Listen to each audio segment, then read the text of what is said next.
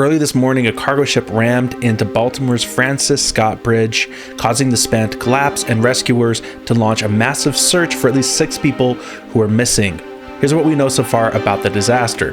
The operators of the Dali cargo ship issued a mayday call that the vessel had lost power moments before the crash, but the ship still headed toward the span in a very, very rapid speed. The 300-meter-long vessel struck one of the 1.6-mile bridge supports, causing the span to break and fall into the water within seconds. The ship caught fire, and thick black smoke billowed out of it. 2 people were rescued, but officials said 6 people were still unaccounted for as of late morning.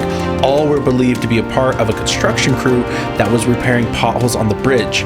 Multiple vehicles also fell into the water, although authorities don't think anyone was inside of them, probably the vehicles of the construction crew. The ship's warning enabled authorities to limit vehicle traffic on the span, plus the accident occurred at 1:30 a.m., long before the busy morning rush. So again, no occupied vehicles seem to have fallen into the water off the bridge. Synergy Marine Group, which manages the ship, said it had been in the control of 1 or more pilots, who are local specialists who help navigate vessels safely into ports. The ship was moving at 8 knots, which is roughly 9 miles per hour, when it struck the span. An inspection of the Dali last June at a port in Chile identified a problem with the ship's propulsion and auxiliary machinery. According to Quasys, a shipping information system, the deficiency involved gauges and thermometers, but the website's online records didn't elaborate.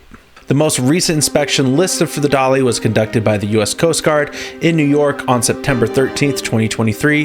The standard examination didn't identify any deficiencies. Last June, federal inspectors rated the 47-year-old bridge to be in fair condition, but the structure did not appear to have pier protection to withstand the crash, experts said.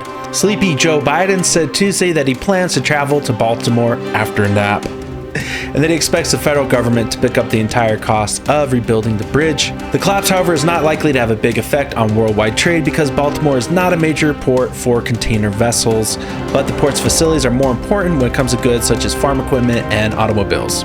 Our thoughts and prayers go out to those in the construction crew who have not been recovered. I'll post a future update once we know more. Please consider subscribing to Conservative Vibes, and I'll see you next time.